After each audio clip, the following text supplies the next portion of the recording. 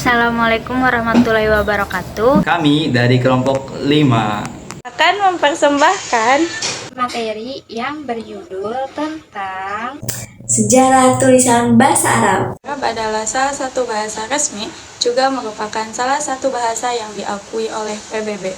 Di era globalisasi, bahasa Arab juga sangat penting untuk mengejar persaingan di berbagai bidang. Dan kita harus mengerti tentang kronologis bagaimana tulisan Arab atau hijaiyah itu muncul dan berkembang. Sebelum adanya abjad bahasa Arab seperti yang kita kenal sekarang, komunikasi tertulis dalam bahasa Arab lebih bergantung pada tradisi lisan, sastra lisan, puisi, dan cerita-cerita lisan menjadi cara utama untuk menyampaikan informasi dan cerita. Bahasa Arab dalam bentuk tertulis pertama kali berkembang dari bentuk tulisan karakter berasal dari abjad Aram, abjad Nabatea, dan abjad lainnya yang digunakan di wilayah Arab pada masa pra-Islam. Abjad Arab yang digunakan saat ini berkembang pada abad ke-4 Masehi. Abjad ini terdiri dari 28 huruf konsonan dan tidak memiliki huruf vokal.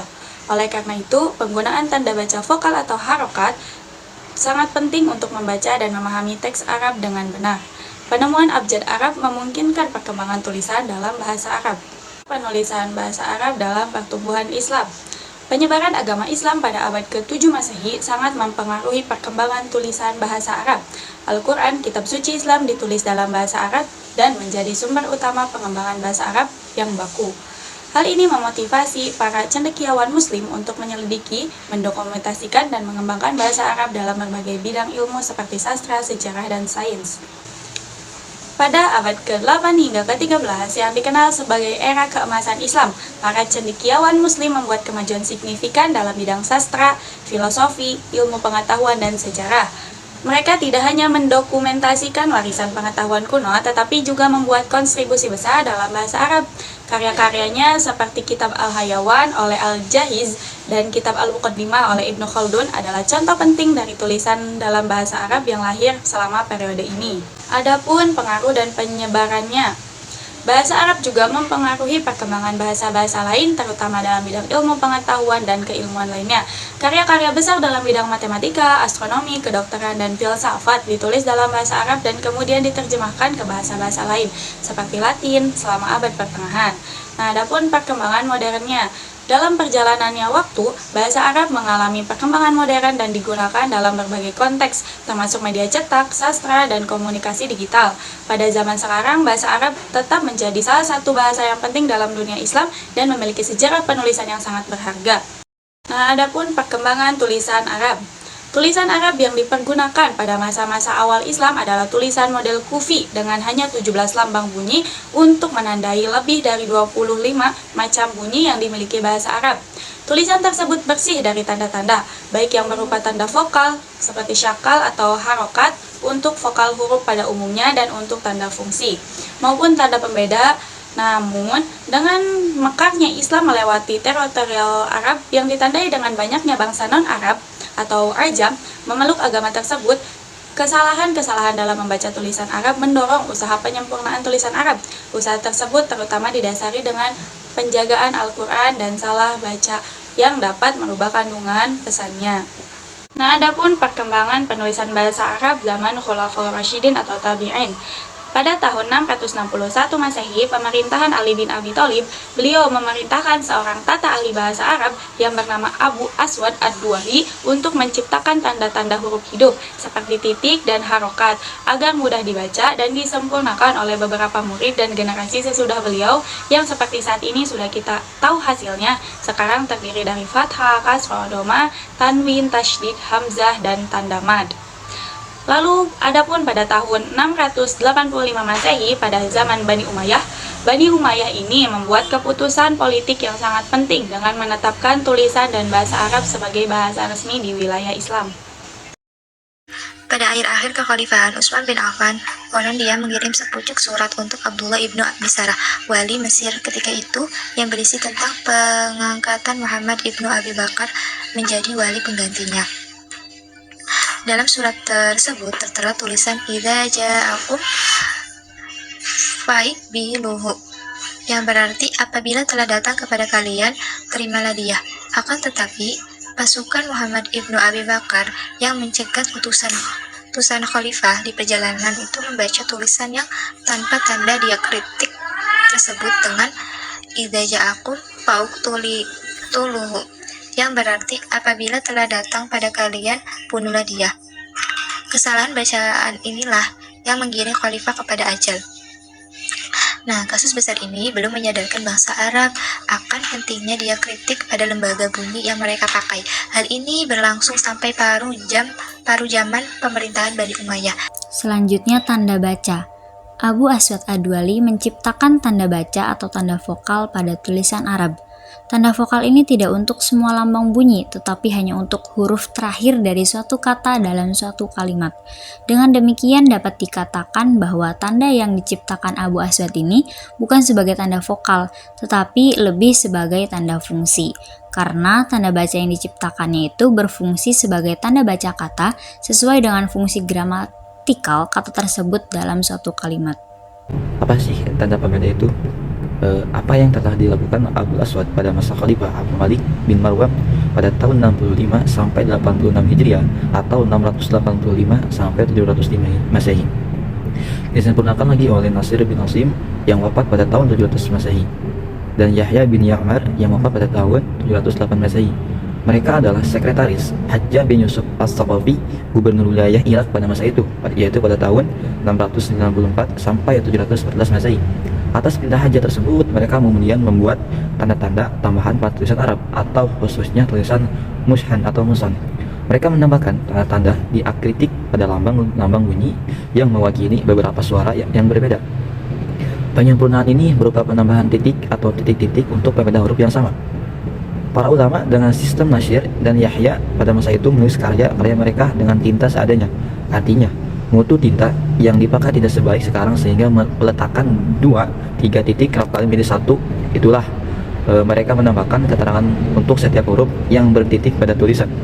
Selain mushaf yang sampai sekarang dapat kita jumpai pada kitab-kitab kuning karena khawatir akan timbul salah pengertian. Warna titik pada mulanya sama dengan warna lambang bunyi atau tulisan.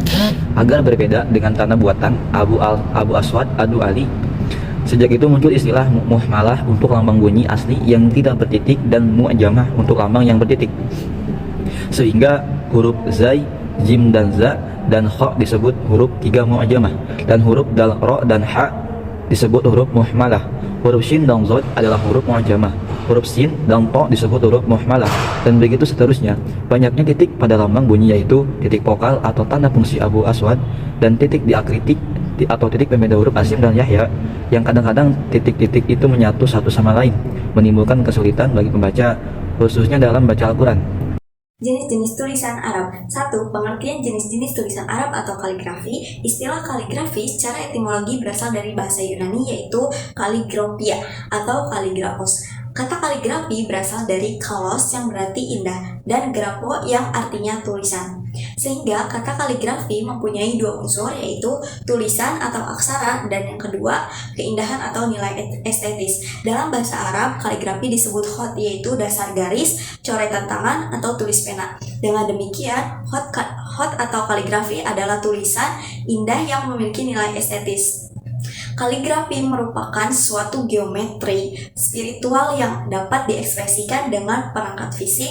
Kaligrafi melahirkan suatu ilmu tersendiri tentang tata cara menulis yang meneliti tentang tanda-tanda bahasa yang bisa dikomunikasikan, yang diperoleh secara profesional dan harmonis, yang dapat dilihat secara kasat mata dan diakui sebagai susunan yang dihasilkan lewat kerja kesenian. Ketiga, periode penyempurnaan dan perumusan kaidah penulisan huruf oleh Abu Ali Muhammad ibnu Muqlah dan saudaranya Abu Abdullah Hasan ibnu Muqlah dengan periode al-khat al-mansub atau ukuran standar bentuk kaligrafi. Ibn Muqlah sangat berjasa dalam membangun gaya naskh dan sulut. Di samping itu, ia juga memodifikasi sekitar 14 gaya kaligrafi serta menentukan 12 kaidah untuk pegangan seluruh aliran. Yang keempat, periode dari pengembangan diri rumusan Ibnu Muqlah dan Ibnu Al-Bawwab yang nama aslinya Abu Hasan Ali Ibn Hilal berhasil menemukan gaya lebih gemulai atau al-mansub, al-fa'iq, pertautan yang indah. Gaya kesukaan ialah khot nasih dan khot musakok. Abu Hasan juga menambahkan zukhrufah atau corak hiasan pada 13 gaya kaligrafi yang menjadi eksperimennya. Yang kelima, periode pengolahan khat dan pemikiran tentang metode hiasan baru dengan penyesuaian pena bambu, yaitu dengan pemotongan miring oleh sang Qiblatul Qutub Jamaluddin Yaqut al-Mustasimi. Beliau juga mengolah gaya al-kalam as-sittah yang masyhur pada periode kedua dengan sentuhan kehalusan penuh estetik saat mengembalikan hukum-hukum atau kaidah Ibnu Muqlah dan Ibnu Al-Bawa pada dasar geometris dan titik yang elok dan populer. Jenis-jenis tulisan Arab atau kaligrafi. Menurut Sirajuddin, kaligrafi Arab terbagi menjadi beberapa jenis, yaitu yang pertama ada khat sulus. Tulisan sulus ini merupakan tulisan yang sangat tua, yang populer pada awal periode dinasti Abbasiyah. Khat sulus ini dianggap menjadi sebagai khat yang memiliki tingkat keindahan yang paling tinggi dan paling sulit dibandingkan jenis khat lainnya. Khat sulus ini mempunyai tarwis atau kepala pada huruf-huruf tegak, terdapat harokat dan hiasan dalam penulisannya, bentuknya anggun dan juga gagah. Yang kedua ada khat naski. Kaligrafi gaya naski ini paling sering dipakai umat Islam, baik untuk menulis naskah ataupun tulisan sehari-hari. Gaya naski termasuk gaya penulisan kaligrafi tertua sejak kaidah penulisannya dirumuskan oleh Ibnu Muqlah pada abad ke-10 Masehi. Gaya ini sangat populer digunakan untuk menulis Al-Quran sampai sekarang. Karakter hurufnya sederhana, nyaris tanpa hiasan, sehingga mudah ditulis dan dibaca. Nah, keindahannya ini disebabkan karena adanya harokat atau syakal. Yang ketiga, khat Hufi. Kaligrafi Hufi berasal dari Irak, yaitu kota Kufah. Khat Hufi merupakan kaligrafi tertua yang muncul sebelum Islam hadir. Khat ini mempunyai ciri tulisan yang kaku dan punya sudut persegi yang khas, tampak seperti semak kaktus di padang pasir, dan juga tanpa harokat.